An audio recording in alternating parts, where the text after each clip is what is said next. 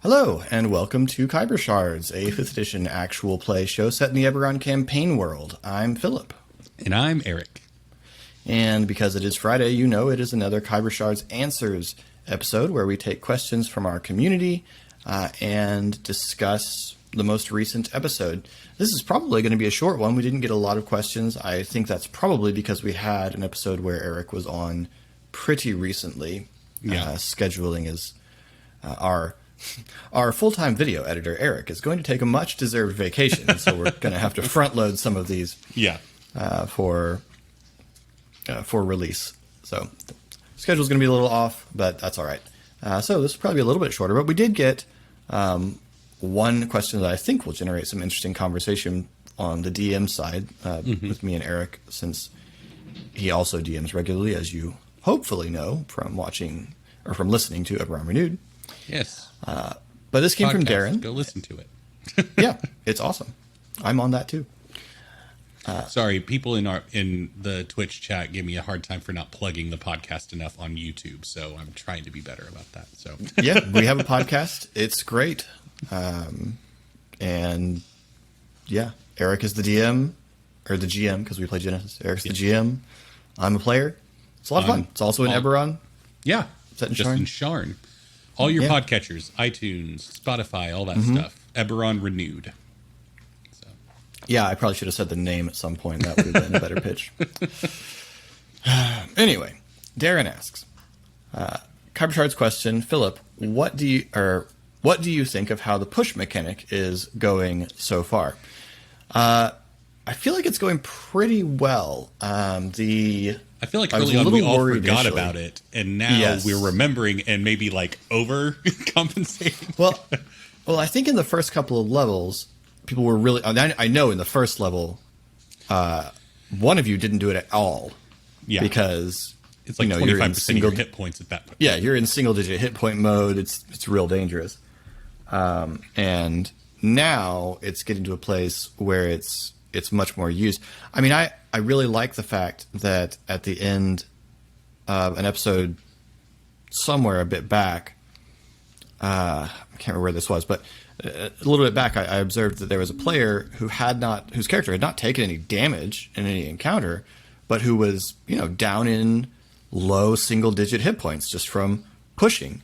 And I like that because that was kind of what I intended it to be, and I've also intended to play around with, and I haven't had an opportunity yet, to play around a little bit with treating hit points as stress, so that you get into a social encounter and you can take damage, that sort of thing.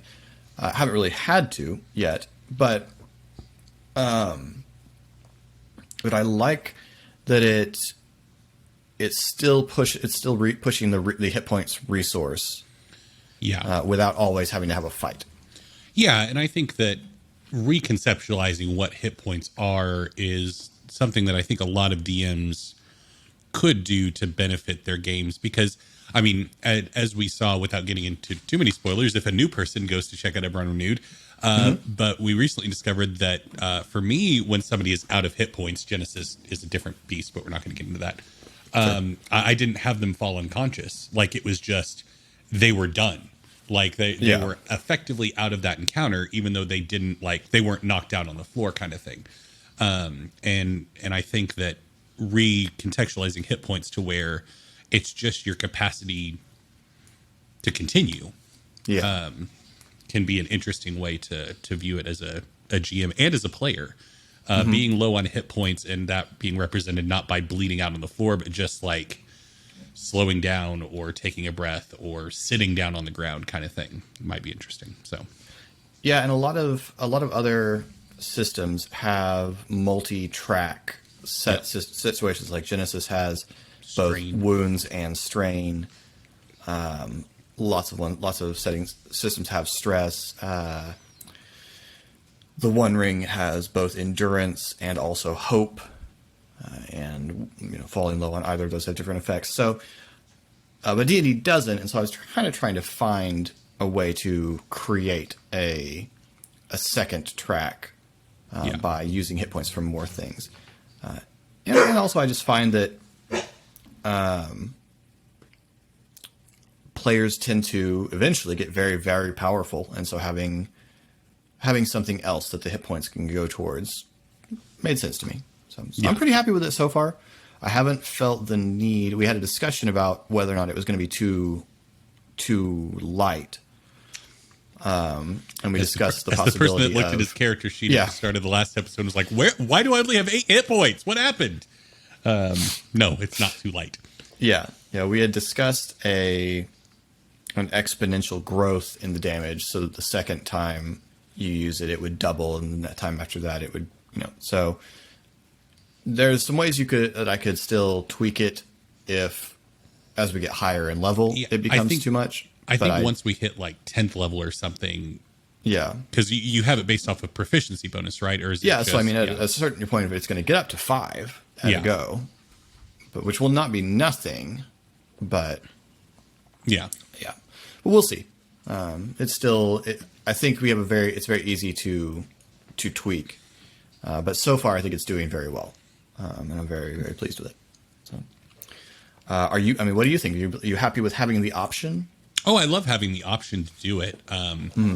I just, it's finding that balance of really wanting to succeed for actual reasons versus prideful, like me pushing so Ari won't fail that athletics check. And it's like, I don't need to do that. Like, it's just, I think I even had advantage on that roll, and I pushed so I could roll 4 times. And I was like, I just need this. Okay, I need this right now. Which, is perfectly representative of Ari. Like, he's physically pushing himself behind his normal breaking point so that he doesn't look like an idiot, which is very much on brand for him. So,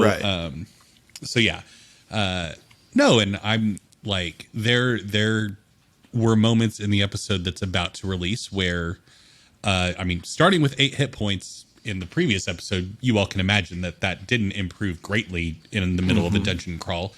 So there were moments where I was thinking, like, if I push here, I'm in a really bad spot. Like, I don't know if I can justify doing it. And so it presented an interesting conundrum of, as things continue to escalate, the need to succeed on those rolls becomes greater and greater, but your resources are diminishing more and more. And so it's just like, what do you do? So, especially this early on in a game where a noble Boromir-esque death hasn't been earned yet. Like none of us are at that point to where if we were to sacrifice ourselves, it would be he lived he died like he lived, quickly. So, yeah. I do recall noticing that Ari had that few hit points as we were going into the dungeon, because I was looking something up. I was looking up stealth modifiers or something like that. Yeah. And thinking, oh man. Ooh. So, which is a good segue into Darren's other question. Philip, was the first room in the dungeon full of Kruthic enough to wipe out the party if they decided to stand and fight? Is that a matter of trusting your players to run when the situation demands, or a willingness on your part to make Stormreach very lethal? So, I want to talk about difficult encounters because I think that's a fun conversation. And also, we talk about this a little bit on the Eberron Reviewed that releases today. Yes. Right? Yeah. Yes. Eberron Renewed and this release on the same day. You are correct. My Thursday nights are busy. So so if you want to hear more about difficult encounters, go listen to Eberron Reviewed. Yeah. After you're done here. So first question, was it full enough of Kruthic to wipe out the party if they decided to stand high? Technically maybe. I had kind of an amorphous number of Kruthic in the room, but in my head, for the actual combat encounter, there were about 10 young Kruthic. Now, young Kruthic are a CR 1/8, so it takes 8 of them to be a CR 1 encounter. Yeah. So by the rules, that is not a CR 3 encounter, which the players are party level 3. That said, I'm not sure that math works. The action when we're economy talking gets about real that wonky number. Yeah. at that point. 4 versus 10 is... Yeah. So they're not doing a lot of damage, and they've got very low hit points. But Kruthik are actually... Kruthik are a very interesting monster. I think they're a very good low-level monster. And my reason is this. They have very low hit points, but they have pretty high AC. Yeah. Young Kruthik have an AC of 16, I think. And adult Kruthik have an AC of 18 and are only CR2. So they're pretty well armored, but relatively low hit points. So if you hit them, or if you target them with a spell and thus avoid their AC, they're pretty killable. But if you end up trying to slug it out with them, it can be very bad.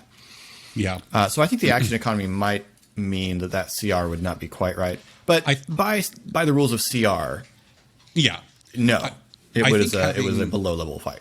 I think having that number of low CR creatures gives you a lot of control as a dungeon master, though, because if you want to ramp up the difficulty, you have them single target, like have them all go after Ari, and then that difficulty cranks way up. Whereas if it's 2 and some change on each of us, then it's a lot more manageable kind of thing. And so... And actually, the very dangerous thing about Kruthik in numbers is they have pack tactics. And so if you have that many, even if they are grouped around, every single one of their rolls is going to end up being at advantage. So I would say that would have been a very dangerous encounter. However, my intention was that as soon as the party had killed, I think my notes say 4 of them, the rest were going to scatter. Because Kruthik are hive creatures, they've got a very high... They're not super smart, but they have a very high, in my mind, group survival instinct. And so, and these are all young. My intention was to imply that you'd stumbled into a nest, and these were practically hatchlings. And so they're going to flee and get help. They're going to flee to safety rather than stay and deal with you, and hope to get at you later or something like that. Yeah, because with beasts or monstrosity, you're food. Like, they're not going to... Yeah. It's not some moral battle that they're fighting. They, like, if they see that you are more than they can handle, just be like, okay, this meal's not worth it. Like, right. So... Yeah, exactly. So when Ari pulls that Thunderwave move with his Mind Blast and just splatters a whole bunch of them at once... That was a perfect reason for the rest of them to skitter away while the skittering was good. So I would say it might have been, especially with some of them so low on hit points. It might theoretically have been if they'd stand and fight, but I didn't intend the monsters to stand and fight. So that's the answer to the first part of that question. To the second, is it a matter of trusting your players to run or willingness to make Stormreach very lethal? I do trust my players to run. I don't intend this to be a campaign where it's very easy for players to get killed, where we're taking comic books as our inspiration. So it is somewhat.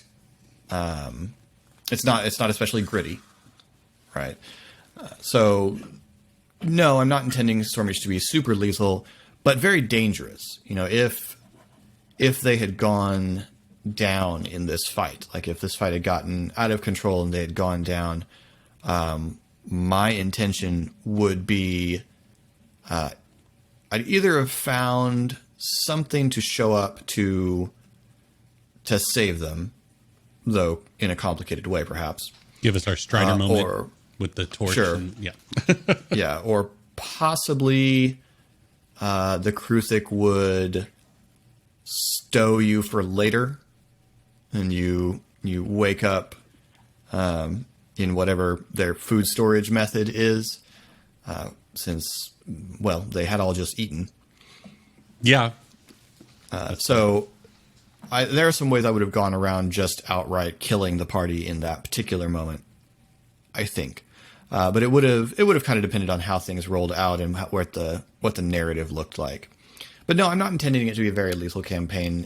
Someone gets themselves into a position where it's just, listen, you just can't without dying, and you do it, then well, sure.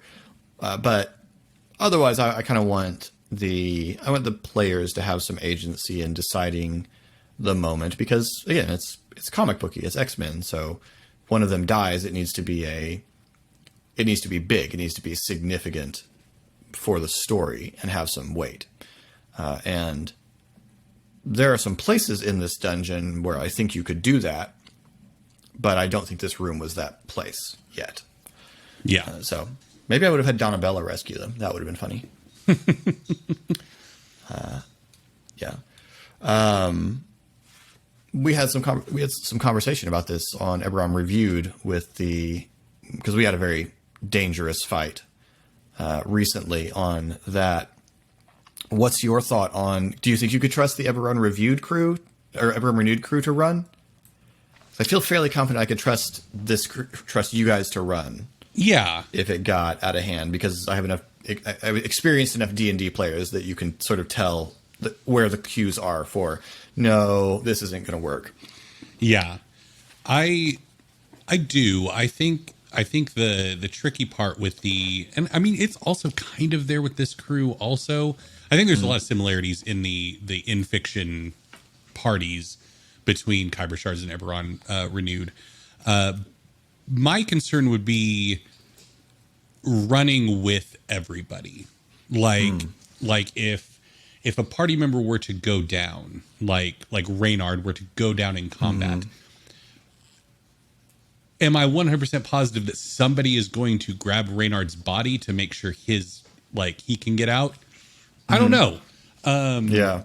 But no, I mean, and I think we saw in the very lethal fight that I threw you all up against that, you all are more than capable of running and being like, nope, this, not going to do this fight, not interested. This seems beyond us. So time to go, kind of thing. I know that I think the one party that I've run for that I've had the least amount of faith in their capacity to run is the Unfinished Wars party, the 3-year long campaign that you and I co-DM'd. And Philip and I both played in that game along with running it. And boy, we were not up for running from anything. It was like, nope, we are going to stand and fight, even if it kills all of us. You're just fighting over nothing. Yes, but we are going to fight. So, granted, that was our first campaign, so we really didn't. We were all fresh, young, dumb players, but at least me. So, but no, I have faith in I don't shy away from lethal encounters because you never know what your party is going to do. You never know what solution your players are going to come up with to deal with this problem that you've thrown in front of them. And I think that a fear of lethality can sometimes make campaigns feel less engaging. I feel like when you as a DM look at an encounter and go, I don't know how they're going to get through this, you're opening yourself up to be surprised by your players in a big way. And be like, wow, okay, I would not have thought of that, clearly. So, and then obviously have your built-in contingencies like Philip is talking about like if the party gets TPK'd, what happens? Like, do they all die or does something else trigger? So, yeah. I know I answered your question and then some, but No, that's and I mean, again, it's going to be what's the tone of your campaign. There are going to be campaigns where you're running in the super lethal dungeons and a TPK is just a TPK. So, don't hear me saying, no, you shouldn't just kill the party unless the story calls for it. It just depends on what your style of game is. And we discussed that at the beginning of this campaign is what is the style we would like to do. And since we had kind of settled on a comic booky theme, we discussed the not lightly killing party members party members. And I think it's a question of what do you want death to represent in your game? Do you want it to be the significant, impactful thing where it's the conclusion of the Dark Phoenix saga and like, oh no, or do you want it to be a representation of how lethal your world is, a la Dark Souls, where anything could kill anybody at any time. So I think you need to make that decision as a group and then roll with it that way.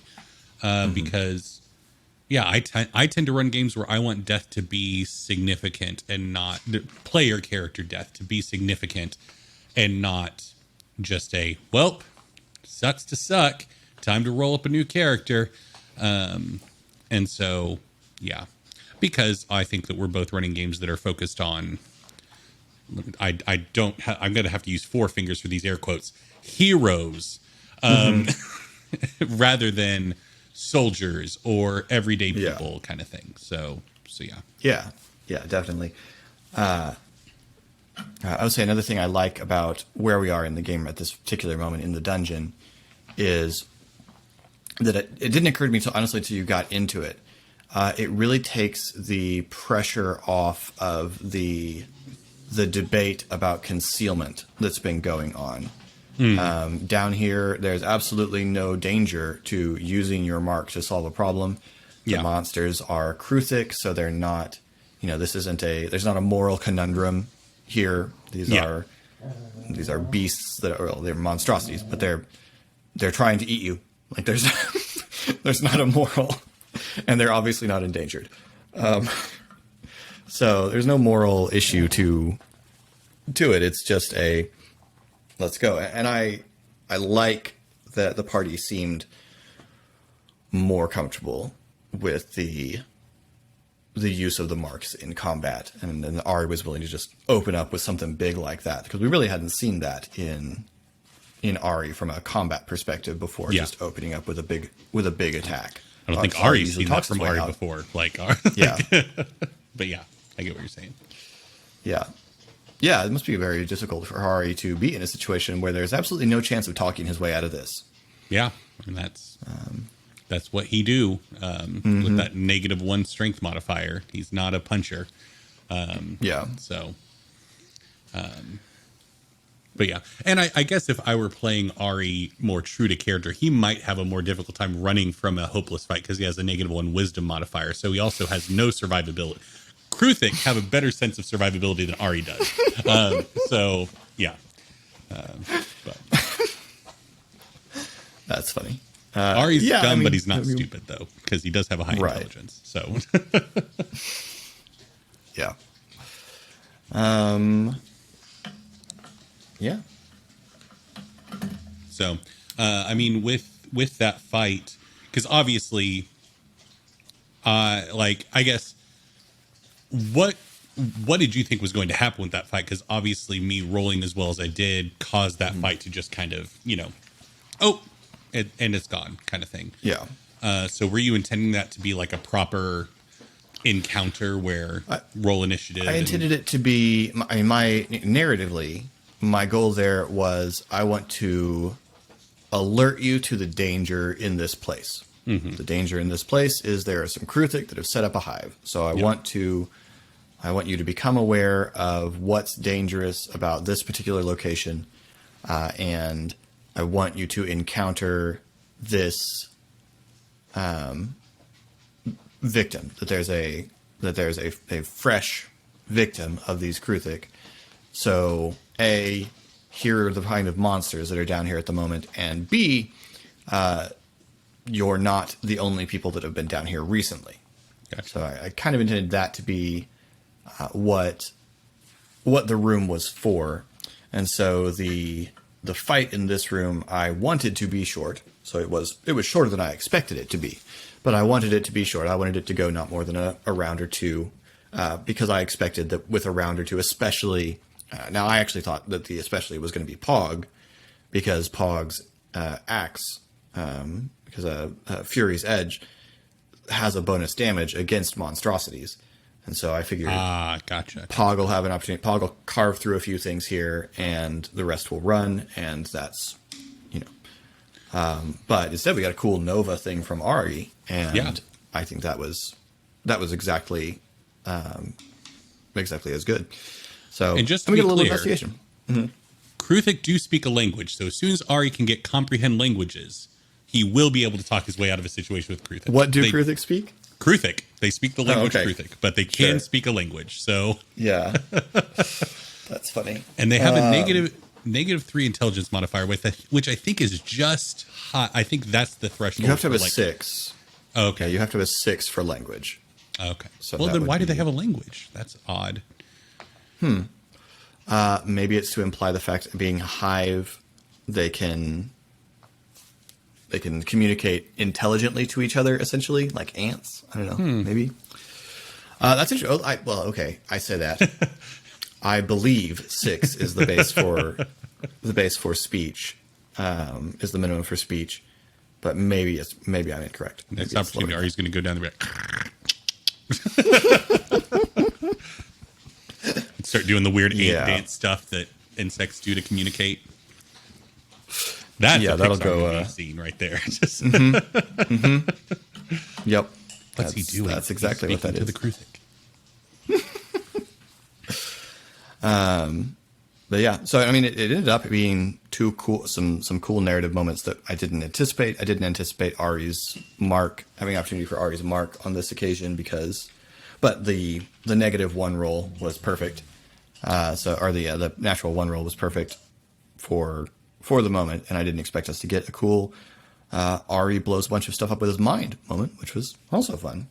So I feel like it went well, and I found a good button for it, which I don't always do, and I was proud of myself for having a good button for the episode with Donabella stepping out. So that was nice. Yeah.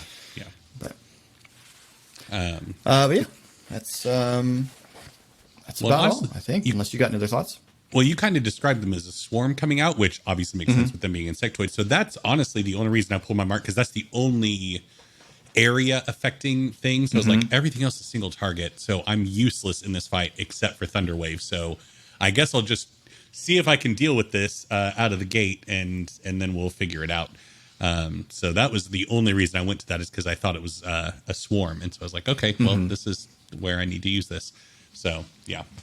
But no. I was looking at some rules I found. I can't remember where, on someone's blog, that were how to turn anything into a swarm, essentially. He called them hordes, I think, instead of swarms for things that were larger than small. But yeah, so I mean, I think you could very easily use swarms to represent Kruthic. But because I intended it to be a few of them die and then they run. Yeah, totally. I treated them individually in this case. Although I had them in initiative groups to prevent them from all going at once, because usually I roll for all of one kind of monster, but obviously 10 of them having the same initiative would have been very bad. Yeah. So Are there how many moments each session do you have where you think, I really wish there was an adult here? Like when we're all in a tunnel shouting at each other about what to do next instead of moving forward. I mean, there are definitely times where I, just as a player in the game, I'm kind of like, okay, I would like to move on. Yeah. But at the same time, with the kind of thing that we are creating, I think it ends up being really funny. Oh yeah. Like, I think it still ends up being really funny content. And so there are places where especially when there's a lot of times where I'm kind of vamping what we're doing, and then I'm never frustrated by what you guys are up to. Yeah. But when it is something where I've got a story beat that I'm trying to get us to, because I'm not yet very good at timing where those story beats are. I haven't had Eric's had all this experience of recording things in hour-long segments, and has gotten pretty good, I would say, as a player in this game, at finding good story beats to hit the button on. I mean, occasionally we get stuck. Our recent session, we got way out. Sometimes you have a 2.5 hour long episode because you really want to hit this one button, and so it's like, nope, we're sticking to the plan. So, but when I have a particular story beat I'm trying to get to, sometimes as I feel the clock ticking, I'm thinking, okay, let's go. Sometimes, I mean, I think the solution to that, what I could have perhaps done, this would have been rough in that situation, but if I was really eager to get you guys moving, I could have had something crawl into the tunnel with you. Yeah. Yeah. So that would have, I think, gotten you out of the tunnel real fast. Oh, yeah. Yeah, yeah. Especially Pog. Yeah. Yeah. Well, yeah. And I mean, that's that DM trick of, and while you're doing that, ... and then the door gets kicked in, the thing explodes. Whatever happens needs to happen happens. So Yeah. There's a moment like that in the next episode that will come out on Monday. There's a moment like that where it gets to a place where I'm like, all right, we're not moving anywhere, and what has been said has been said. So yeah. Because we get, as players, we get to where we're kind of improving and it starts to just have a life of its own. And sometimes that's fine, but sometimes you're in a dangerous situation and the world does not pause for you to have a long conversation. Yeah. Yeah. And I feel like that's a real delicate balance to strike, to where, and that's something that I struggle with as a GM and as a player is, you're in this dangerous situation. You're down here and all these insects are everywhere, or instances of the multitude of times we've had it in Eberron Renewed where you're in a dangerous situation, but you have this moment that should happen. Like, you should allow it to happen. And so where do you find that balancing point of acknowledging the danger while not stepping on the player's desire to explore something? Speaking as a player, I know that sometimes when I'm in a moment like that, we get to a point in the conversation where we are moving in circles. Yeah. Like, we get to a conversation where we're just talking back around the same point and either trying to get the last quip, or it's that Troy and Abed scene where they're both trying to get the zinger in the Law and Order episode. You get into things like that, and then I think it's fine. Somebody kicks down the door. Yeah. But yeah, it is. And if you're interested in real real world sometimes. examples of that with me and Philip, campaign 1 of Eberron Renewed, it has plenty of 45-minute long back and forth between an NPC and Philip's character having philosophical debates about the world. And you're going to get it wrong sometimes. You're going to step on a character's line, and especially you just got to online, trust that your character when you're not is at a forgive table. you. Like, Like going to happen all the time, where you think, okay, they're done, and you start to talk, and then it's like, oh no, okay, yeah, go ahead. So yeah, and I think that happened a lot in the tunnel scene. I know that there were moments where, like, half of when I went back and edited it, there were so many things that people were saying was like, I did not hear any of this in the moment because I was just too busy being a big old dummy and shouting stuff. So yeah. But yeah, I think that's an interesting balance to strike. Because I know I've talked in other videos on this channel about, as both a player and a GM, not wanting to step on other people's moments, especially earned ones. I don't know if our campaign is long enough in the tooth yet to have those kind of earned moments. But like, if hypothetically Sarah, who got brought up in my last answers, somehow were to come back and Ari were having a moment with her, I would be pretty annoyed if you were another player were like, okay, come on, let's go. It's like, this is like a big part of my backstory. Okay, let me have a moment. So yeah, I think that's what happened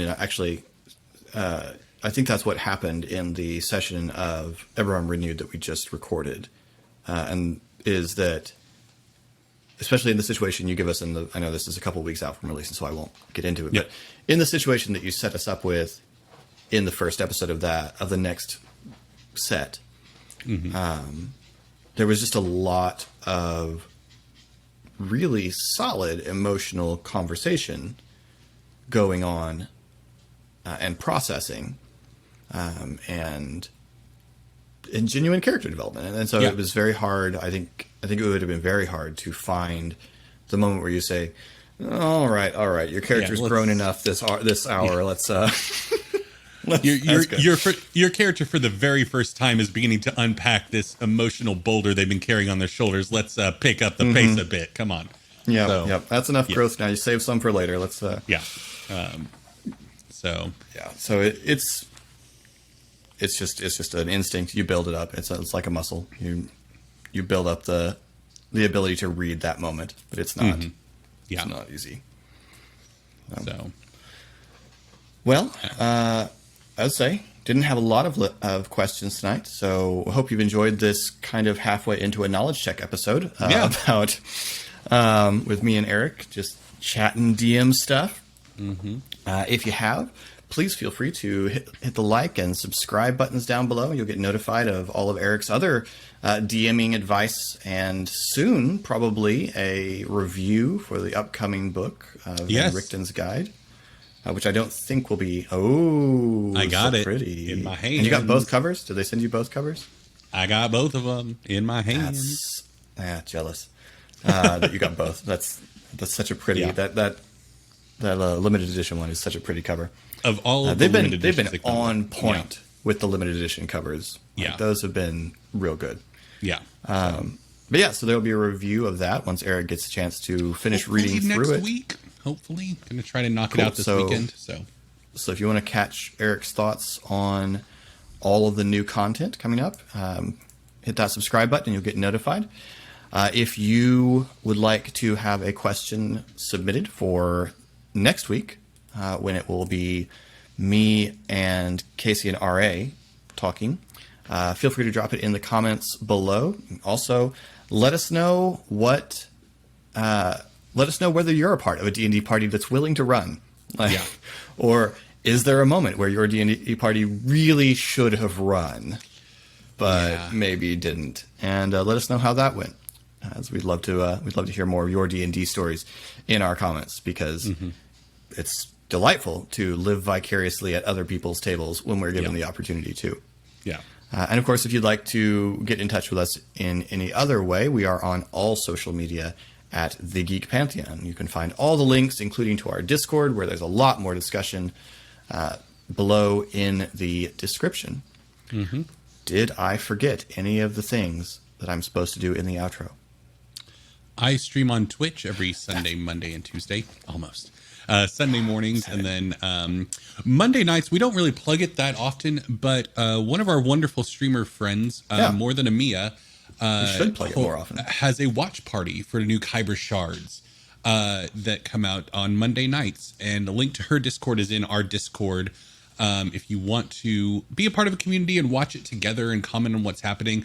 And then immediately following those watch parties, I go live on Twitch to play games and talk with you all. And then I also stream on Tuesday nights as well. So, come hang out. And a lot of casts are usually in chat during the watch party. I'm there when I can be.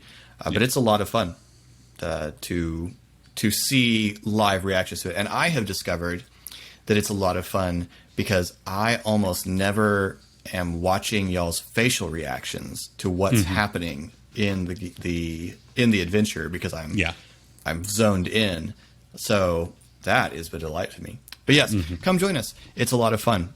And with that, I think we are done. So this has been Kyber Shards. We'll have a new episode up on Monday and another Kyber Shards Answers next Friday.